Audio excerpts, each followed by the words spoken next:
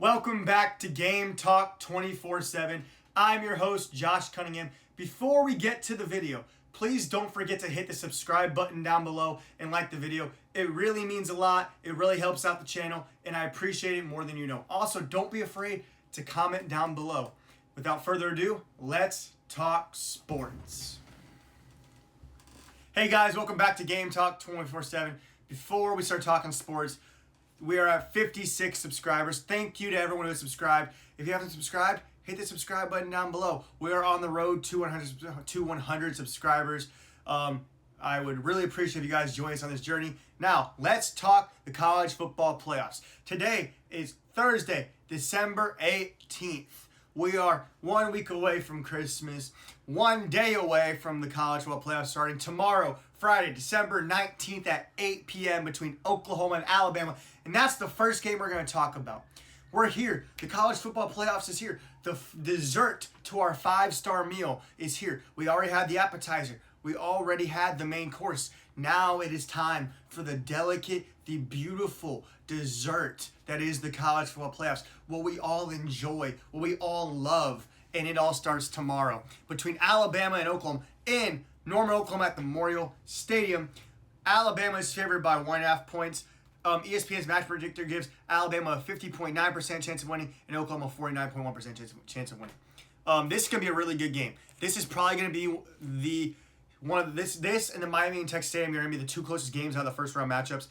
I'm going to pick Oklahoma to win. Last year, all of the home teams won, and they all won by double digits. I'm picking Oklahoma to win this one. I am picking Oklahoma if they're going to win, they're going to cover that 1.5. They're going to win outright. So I'm picking Oklahoma to win. I'm picking them to cover that 1.5. I'm picking them to win outright. Alabama's dealt with a lot of injury issues throughout the season, and they're still and even though they might be healthy, they're still dealing with them. They still have injury issues. They're still dealing with them right now. And so the question is, how healthy has Alabama gotten? Have they gotten healthy to where Alabama, it's hard to beat the same team twice. So it's going to be hard for Oklahoma to beat them twice, but it's also hard to win on the road in college football. And so the question is Alabama as healthy as they were when they beat Georgia in Athens, Georgia, where they won on the road, or not? Because if not, then you're going to have a problem and you're going to have an issue of, okay, they're going to struggle. The question is, did they fix it with Scotch tape? Are they healthy? But not really. Again, so did they fix it with Scotch tape? They really didn't get any healthier at all. Or did they fix it with like Flex Seal or something heavier like duct tape to where they're healthy, to where they push that boat out in the water and that boat doesn't just fall apart right away like it would with Scotch tape. It's going for a little bit, and it can maybe go the distance they need to do. So did Alabama fix their problems? Are they healthy? Have they found their way to fix the run game, which they haven't done all season long? So if they haven't been able to do it all season long, I think it's very unlikely that they're going to fix it by now. If they haven't fixed it already, I think it's very unlikely that it's going to happen now in the first game of the college football playoffs. But they are a team that has talent, and that when fully healthy could be a dangerous team in the college football playoffs. I just don't know how healthy they're going to be, and I don't think they're going to win.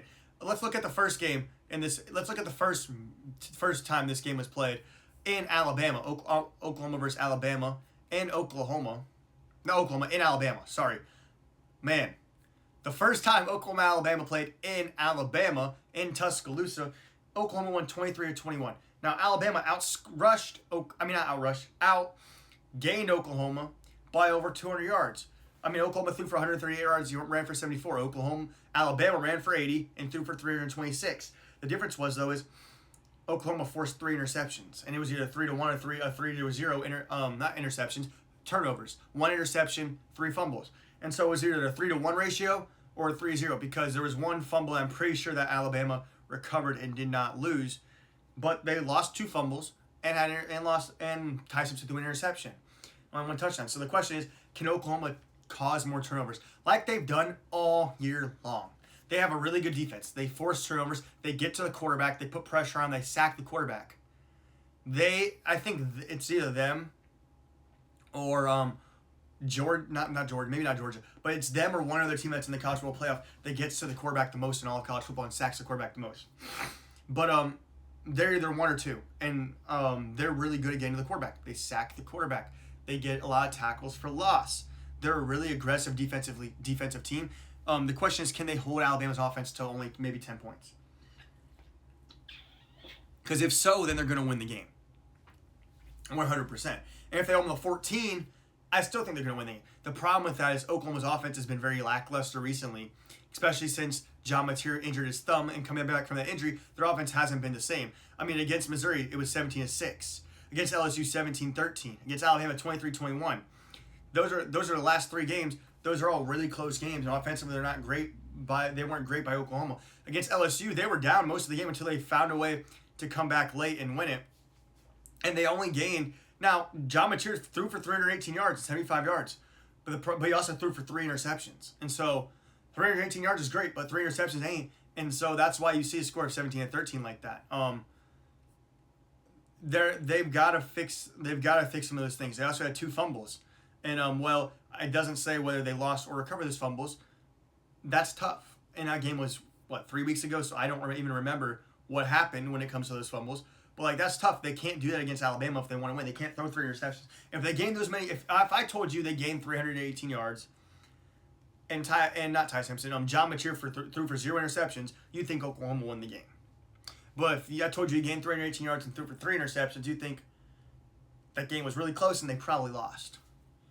And that wasn't the case for the game. It was close against LSU, but they won. But Alabama was way better than LSU. So the question is, can their offense show up? Because they're not going to score 42 points, 45 points. They've got to rely on their defense, and then their offense just needs to score enough to win. For Oklahoma, the sentiment of defense wins championships is really true. While their offense may be held together with scotch tape at moments, their defense is like a brick wall that you cannot run through. And so, again, can Alabama's offense not be scotch tape? Can it be a bullet train? Or will it be scotch tape? Will it be scotch tape that tries to go through a brick wall and all it does is stick to the wall? Or will it be a bullet train that goes right through that wall? It will probably be like scotch tape. Again, they've dealt with a lot of injuries. How do they fix those injuries?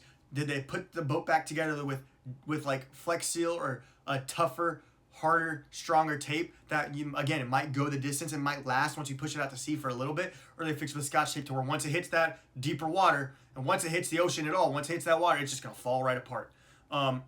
I don't know. I got Oklahoma winning. I think they're going to win score of 21 to either 17 or 14. I think it's going to be a close game, but I think Oklahoma's going to win. And I think they're going to cover since Alabama's favored by 1.5, and it is at Oklahoma. The next game, you have Miami versus Texas A&M. Before we even get to the game as a whole, this is going to be a great game in the battle of the trenches on both sides. For Miami, you have right tackle Francis Maui-Noa, who is a phenomenal right tackle. He's going to be in the NFL someday. And then you have edge rusher for Texas A&M, Cassius Howell, who will be going at it. Miami also has an edge rusher in Ruben Bain, who's really good. But you have all these 2 trenches that are going at it that are really good for each other, really good against each other. And so the question is, which line of scrimmage is going to win? Because I think in this game particularly, which line of scrimmage wins will win them the game. Now, it is in College Station. It is in College Station at Kyle Field in College Station, Texas, at Texas A&M Stadium. So, Miami has to go on the road. I did say all the road teams won last year by double digits. All the home teams won the first round matchup last year by double digits. I don't think that's going to be the case this year. I think Miami's going to win against Texas A&M. Texas A&M has a 54.3% chance of winning.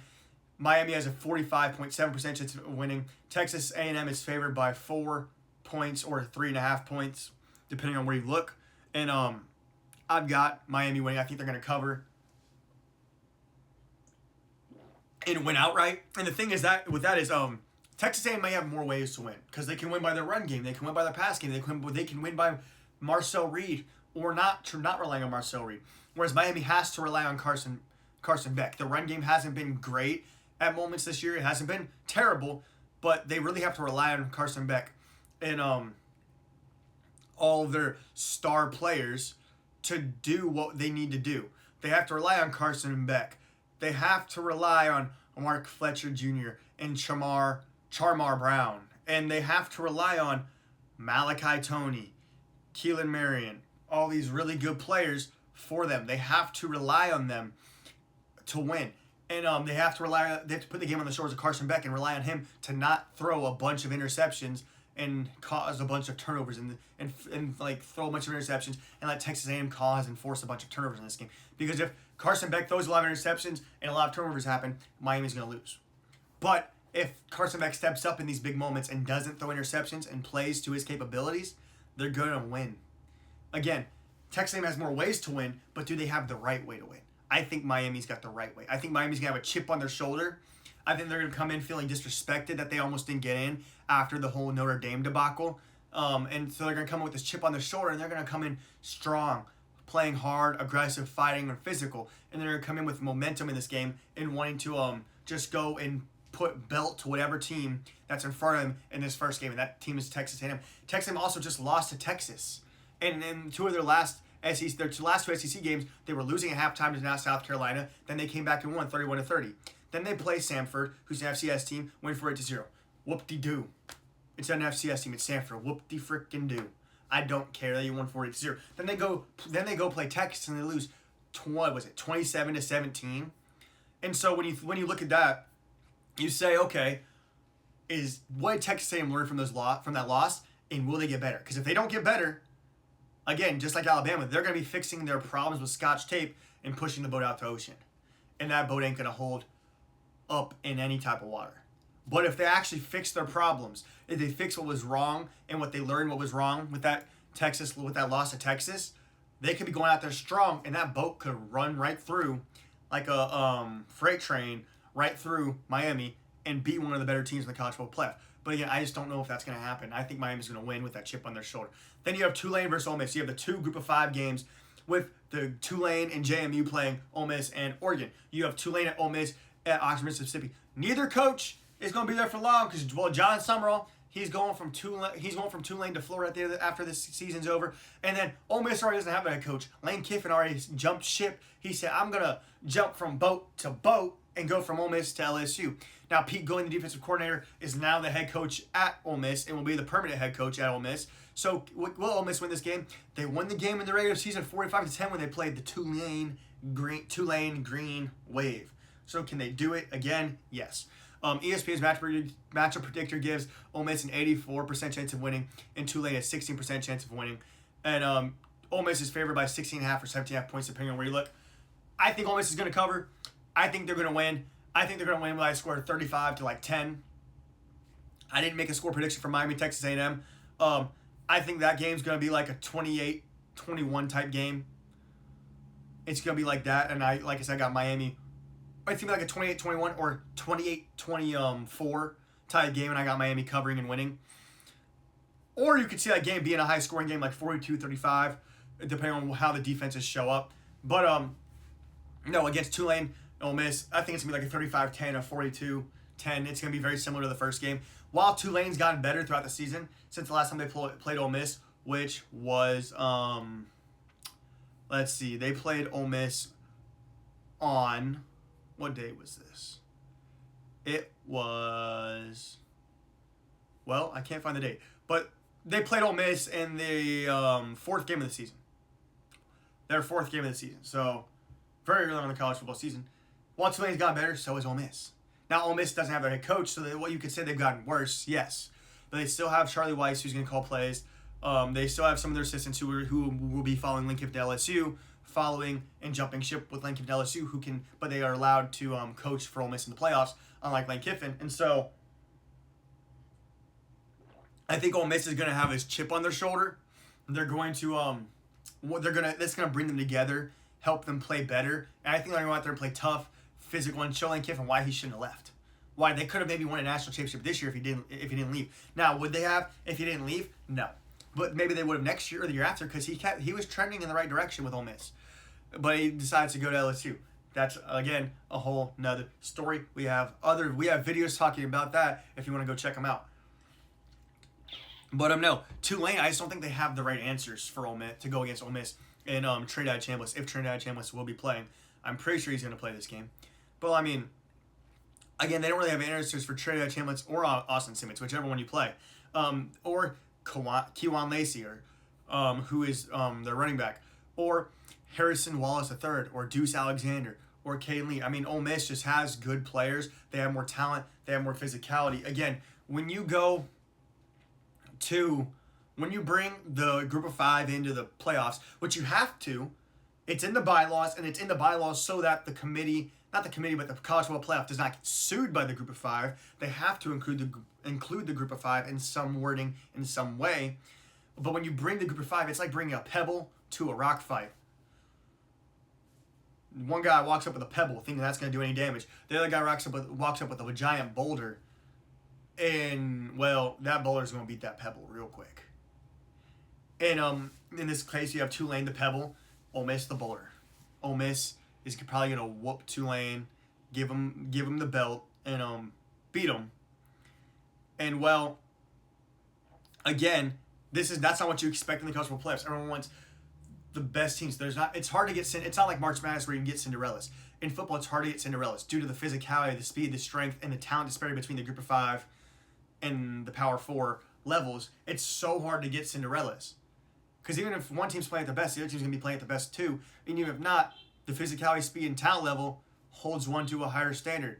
And so it's going to be hard. It's going to be for Tulane to win. Now, there is a world where Tulane wins. And there is a world where Tulane can find a way to win and find a way to kind of stay afloat. It's going to be hard, though. I don't know if Tulane's a better group of five school, even though they're ranked higher than JMU. I don't know if they're better than JMU. That would be a good game to see of those two schools play. But there's a way they could win if the game's like alive in the fourth quarter. The question is, will that be the case? No, I think Ole Miss will take control from the jump and never look back. Now let's get to JMU and Oregon. It's been very quiet in Eugene, Oregon. Coming into this game, it's been very quiet in Eugene, Oregon. Besides hearing about Evan Stewart, who has put his pads on, he's put his helmet on, he's getting ready to play. He might not be played yet. He might not be playing. He hasn't been cleared, but he's been practicing. He's been showing, hey, I might be ready to play. I might be there, Chief. I might be good to go, Coach. He hasn't been cleared to play yet, but he could be. And if he is, that's a problem for JMU. Oregon has an 88.2% chance of winning. JMU is an 11.8% chance of winning. Oregon is favored to win by 21.5 points or 21 points, depending on where you look. I am taking Oregon to win. I'm taking Oregon to cover. I think it's going to be like a 35-10, maybe a 45-10, a 42-10 type game. I think Oregon's going to just kind of smack JMU badly. But the group of five, they want the seat at the table. They want to seat the big dogs. They're like the little kid on Thanksgiving that's at the little kids table. He wants to be at the big boy table. So you give him that opportunity. And well, JMU's now got to prove that they can handle that seat at the big boy table. So does Tulane. Both these teams got to prove that they can handle that seat at the big boy table. They can put their pads on. They can strap their chin straps up, and then they can go hit for 4 quarters and find a way to win a game or keep it close against a team that is more talented, more physical, and stronger, faster, and bigger than them.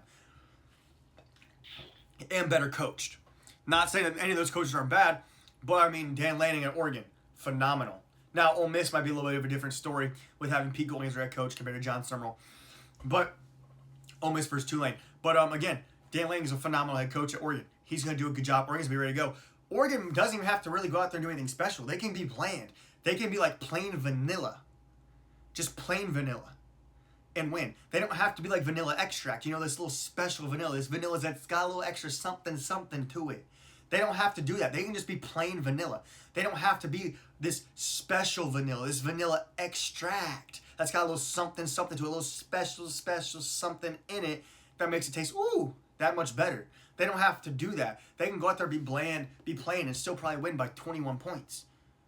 That's their talent level, speed level, strength level, physicality level, disparity between the group of 5 team in JMU and the Power 4 team in Oregon.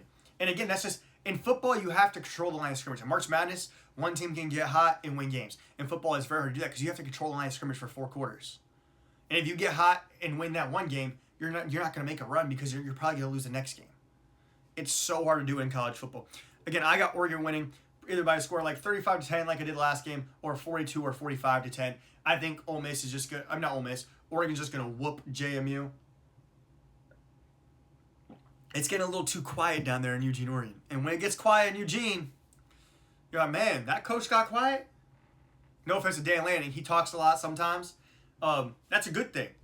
You want a coach that's confident, that talks. He talks a lot. He'll talk a lot in the locker room. You'll see clips of him hyping his team up on social media all the time. He talks a lot, and he talks well. He's very good at talking to media. But when he's quiet, you know something's up. You know something's cooking. You know something's brewing. They're stirring the pot. They're getting that nice hot soup and ready to go, getting ready for this JMU game. They're cooking something up. They're cooking up this nice 5-star meal, or this nice hot soup that everybody loves in the wintertime. They're cooking it up, and they're getting ready to serve it on a 5-star gold platter. And they're getting ready to serve what they call JMU kebabs, or JMU aguafoie, whatever you want to call it, JMU for dinner. This is what they call it, the JMU meal. And they got the soup, they got the salad, they got the sandwiches, they got the pizza, they got the steak, all provided with JMU in it. And they're about to serve it up on a 5-star gold platter. And I would love to see JMU pull an upset. I would love to see Tulane pull an upset, because I think it would be fun. It would be very entertaining. Do I think that's going to happen, though? No. Upsets are nice, yes. They're wonderful. They are entertaining. Would a lot of people besides Oregon fans or Ole Miss fans be entertained if JMU won or Tulane won? Yes. Will that happen, though? Probably not. We just gotta be realistic here at Game Talk 24/7. We gotta be. I as the host, Josh, gotta be realistic with you guys, and well, that's me being realistic in a whole. I don't think that's gonna happen. But again, the college football playoff starts again tomorrow, Friday, December 19th at 8 p.m. on ABC between Oklahoma and Alabama. It is at Oklahoma in Norman, Oklahoma, and well, it's gonna be a good game. It's going to be a real good game. It's going to be a really good playoff. Again, we're at this delicate, beautiful dessert that is the college football playoffs. We have walked down this whole long Wizard of Oz the road that is called the Yellow Brick Road. And we are about to step foot in to see the Wizard of Oz, which is the college football playoff. And we are right there. We're excited. We're ready to go. We're like a kid in a candy store. You just see everything you want. It's beautiful. You see the chocolate, the sugary sweets. You see the Sour Patch Kids, the Skittles. You see whatever candy you want. Any candy you can imagine from every candy in history. You see it all right there. And it's all what we've been waiting for. It's like the end of Willy Wonka when you get to win the factory. You walk in and you walk through the whole thing. And then all of a sudden you win the whole factory. And you're like, oh, whoa. It's amazing. That's what the college football playoff is, and it's all about to start tomorrow. It's beautiful. Now let's talk some college basketball. This week we had not a big slate of games, really. More of the bigger games are going to be on Saturday, also with the college football playoffs. But you had one game interesting, Tennessee versus Louisville. I picked Tennessee to win. I was going to pick Louisville, but I'm like, it's at Knoxville. They're going to be happy singing Rocky Top all the way home because they're going to get a win. And I was thinking about like 5. Nah, they whooped them 83-62. They put belt to Louisville. They whooped the Louisville Cardinals. Now, Louisville did not have Michael Brown Jr., but let's say Michael Brown Jr. played. Does Louisville lose by 21? No. But do they win? Probably not. They probably lose by 10 or something less than that, but they probably don't win. No. Tennessee was led by Jacoby Gillespie at 23 points, 5 of 12 from the field, 3 of 7 from the 3-point line, 10 of 10 from the free throw line, 3 rebounds, 5 assists, 3 turnovers. Not a great assist-to-turnover ratio, 5-3, but he's still a phenomenal player coming from transferring from Maryland to Tennessee. He's great. Nate Ament, who had 13 points, 5 of 11 from the field, 2 of 4 from the 3-point line, 1 of 2 from the free throw line, 7 rebounds, 3 assists, 2 turnovers. Again, assist-to-turnover ratio, not great, but again, phenomenal player.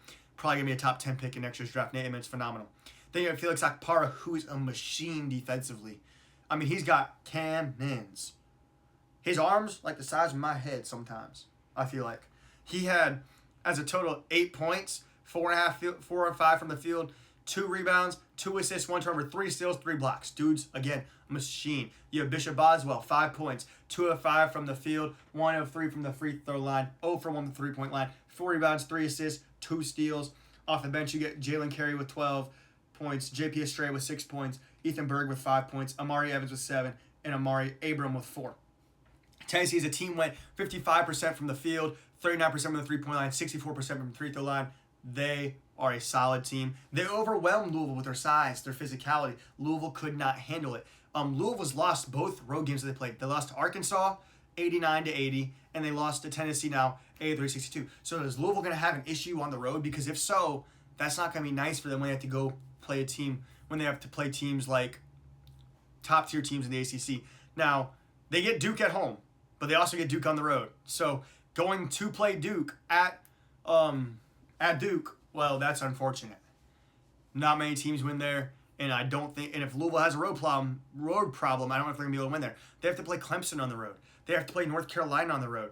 They have to play some solid teams on the road that are all going to be hard to win at. And so the question is, do they have this road problem? And well, in this game, they did. Their best player, their second best player, again, their best player is Michael Brown Jr. He didn't play. Their second best, or unless you consider Ryan Conwell the best player, you could. Ryan Conwell had 22.7, 19 from the field, 4 of 13 from the three-point line, 4 of 7 from the free throw line, 5 rebounds, 1 assist, 3 turnovers. That's terrible. You can't have more turnovers than you do assists. That's a negative assist-to-turnover ratio. That is bad. And 4 fouls. Adrian Woolley had 19 points, 6 of 13 from the field, 2 of 8 from the three-point line, 5 of 6 from the free throw line, 4 rebounds, 1 assist, 1 turnover, and 3 fouls.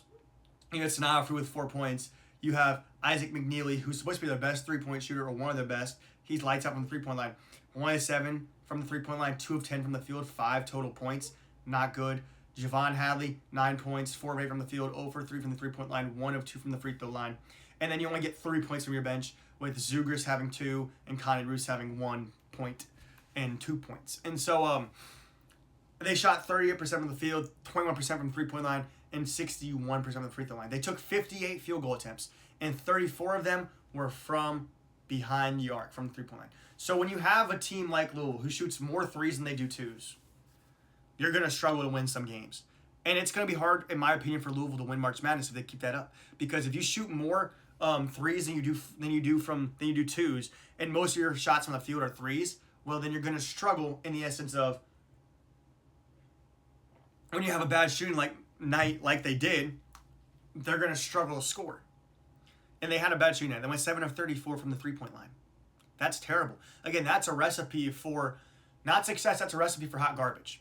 That is them pushing off a boat out to sea with nobody on it and seeing what happens. And that boat just, it's going. All of another sudden, another boat comes through and just knocks it off course, rams into it, crashes into it. That boat explodes. Louisville's a really good team. They have the ability to be a top 10 team, a top 5 team. They have the ability to probably win a national championship, but they're going to have to grow. They're going to have to learn. They're going to have to get some physicality. They're going to have to get some toughness. They're going to have to score in the paint. You see the best teams like Arizona, Michigan, UConn. They all are really good at shooting threes, yes, but they all get their work done inside too. They don't take more threes than they do twos. They get work done inside the paint. They use the paint to space the floor. The problem with Louisville is when they can't score inside the paint, they can't space the floor. If you can't space the floor, a team's going to press the three-point line, push you off of it, and you're not going to be able to score. You're going to struggle to make threes like they did, going 7 of 34 from the three-point line. And when they do that, they're only going to score 62 points. Because, again, they're going to get pushed off of the three-point line. The other team's going to push them and make them uncomfortable and try and force them to score inside. And they're going to use their size and physicality to stop them from scoring inside. And so, again, Louisville's got the ability to be a really good team. But they've got to fix this. Let's shoot more threes than we do anything else. Let's take 56% or more of our field goals being from behind the three-point line. And that's not a recipe for success. That is a recipe for losing in the Sweet 16, the Elite 8, the round of 32, the round of 64, to a team that somehow finds a way to have a better night than you from shooting. Because let's say you have a bad night shooting, then you can lose to anybody if you can't get it done in the paint. You can't be soft, and that day Louisville was soft. They might not be soft, but that day against Tennessee, Louisville was as soft as Charmin Ultra Soft. And again, they might not be a soft team. They were on Tuesday when they played Tennessee and lost 83-62 because they could not handle Tennessee's physicality or size. This weekend, on Saturday again, you have the CBS Sports Classic for basketball going on, like the College Football Playoff. You have the CBS Sports Classic. You have Kentucky versus St. John's. I think Kentucky's going to get another win here. I think they found something against Indiana. They were a ship without a captain before, getting pushed out to sea that was about to explode. And it was about to explode, and all of a sudden, you look off, someone looks off from shore and says, is that a captain? Is that a captain on board? And they might have found their captain on board in Jalen Lowe and Mo Diabate. And they might have found 2 captains on board, not just one. They say, is that 2 captains on board? They might have found some captains on board. And that shit might not be exploding. That shit might be getting real back in. Now, let's be real here. Am I going to say Kentucky's back just because they beat Indiana and had a good second half? No. They've got to do it again. They've got to prove it to us. Now, they learned some stuff against Indiana in that second half, and they showed that they can be a good team. They can be solid. And they can play some good basketball. But they've got to do it consistently. And I've got to see them do it again before I say Kentucky's a team that can be in the top 25. Before I say that Kentucky's a team that can go and compete in March Madness. They've got to do it again. They've got to prove to everybody, their fans, their players, their coaching staff, the coaching staff and the players got to prove it to everybody, their fans, non-fans, analysts, people like me who talk about sports. They've got to prove it to all of us and the fans and everybody that they can do it again, they can do it consistently. Because if they can't, then it's just a one-time thing, it's a fluke, and they're not back. So again, am I going to say Kentucky's back just because they beat Indiana? No. They got to do it again. They've got to continue to grow and continue to get better. But they took that one step forward on the yellow brick road. They're going off to see the Wizard of Oz. And that Wizard of Oz is, in college basketball in essence, is March Madness. They are off to go see March Madness. They are walking down that yellow brick road that is the college basketball season to go see March Madness. And they took one step forward. Against St. John's, they got to take 2 more steps forward. And if they take those 2 more steps forward, they're getting closer and closer to March Madness and getting closer and closer to being able to compete in March Madness and maybe win a couple games, maybe go on a run and do some things in March Madness. But again, they've got to take those steps forward down the yellow brick road that is the college basketball season. And they took 1 against Indiana. They got to take some more against St. John's. St. John's is led by Zuby Ejiofor, who's a phenomenal player. I think Kentucky's going to win. I think they're going to have momentum from this Indiana game going into the St. John's game. I think they're going to learn more in the St. John's game. I think they're going to win. It's Rick Pitino versus Mark Pope. It is Jedi Master versus young Padawan. For example, Mark Pope played at Kentucky for Rick Pitino and won a national championship for Rick Pitino. He was a captain for one of Rick Pitino's teams. And again, it's Jedi Master versus young Padawan. I think Mark Pope's going to step up and beat his former coach. He wants to. We already know he says he's going to try and challenge Rick Pitino's suit game, and we already know Rick Pitino brings a swag. They might not call him this, but it's like Swaggy Rick out there sometimes. When he's wearing them white suits, he's got some swag to him. Mark Pope's already says he's going to try and challenge his suit game and bring some swag of his own. And so, I think Kentucky's going to win. It's in Atlanta for the CBS Sports Classic, a place also known as Catlanta, which has a lot of Kentucky fans. And so there's going to be a lot of Kentucky fans there for Kentucky versus St. John's. And, I think that's going to help Kentucky. I think Kentucky's going to find a way to win against the St. John's team who right now is ranked 22. They're 7-3. They haven't been great this year. They haven't been what we expected them to, but they are better. They have shown to be better than Kentucky so far. Again, St. John's hasn't been great. They haven't been what we expected them to be because we expect them to be a top 5 team that's competing for a national championship. They haven't been that yet, but they've been a better team than what Kentucky's looked like so far. The question is, though, has Kentucky found their captain on board? Because if so, they might have found 2 captains on board. And if so, that shit might not explode. That shit might go right through St. John's and go into SEC play with some momentum. Another good game, you have Ohio State versus North Carolina in the CBS Sports Classic, again, in Atlanta. I think North Carolina's going to win with Caleb Wilson and Henry Vesar. I just think they got a little bit too much for Ohio State to handle. I mean, again, you got Caleb Wilson, you got Henry Vesar, you got Luka Bogovic, and then Jaron Stevenson, you said Keon Evans. They got some good players. I think North Carolina's going to win. I think they overwhelm Ohio State with their size. Ohio State is a big team. Ohio State's got some size to them.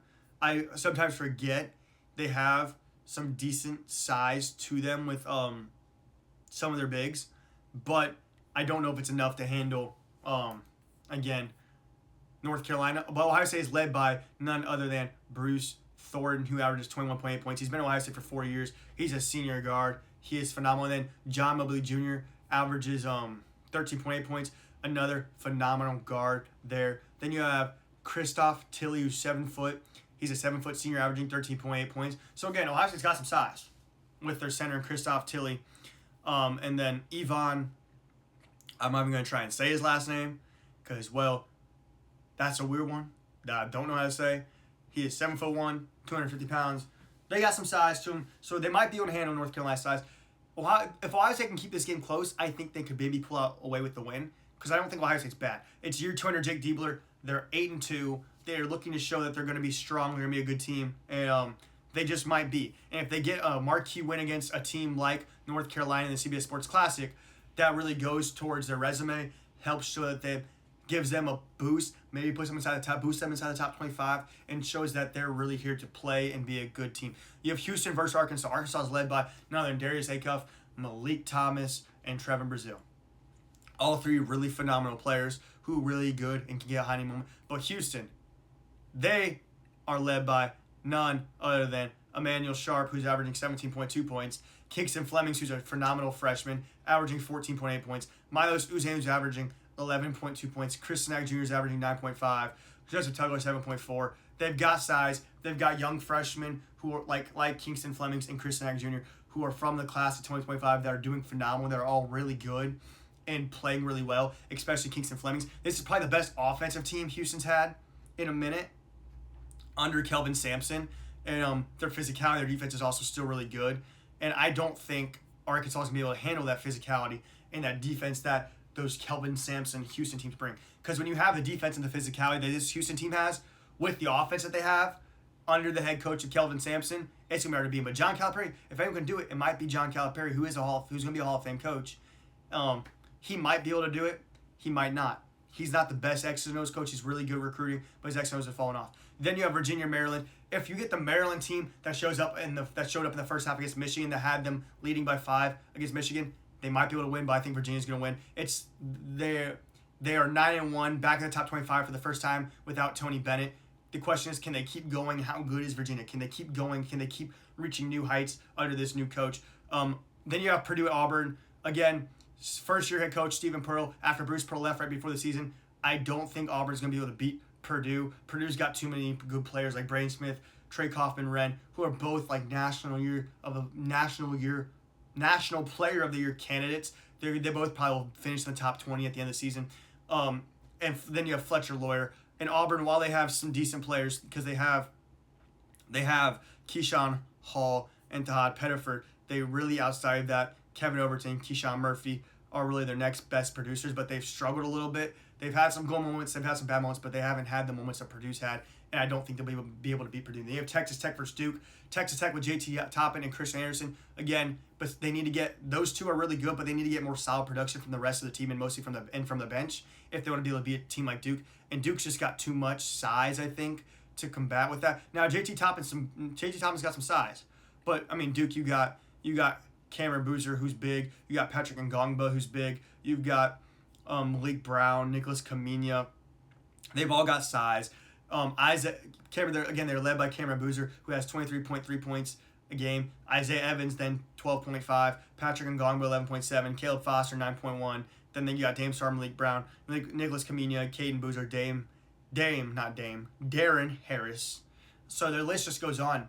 Duke's a very solid team. They're a deep team. They're a little bit bigger of a team, and they're undefeated. They look more complete, and I expect Duke to beat Texas Tech in that game in Madison Square Garden in New York. And they have Arizona versus San Diego State. And besides Michigan, Arizona's looked like the best team in college basketball. I think Michigan looks like the best team in college basketball right now, but Arizona's also looked really good and put their hat in the name for the best team in college basketball, and they could compete for it.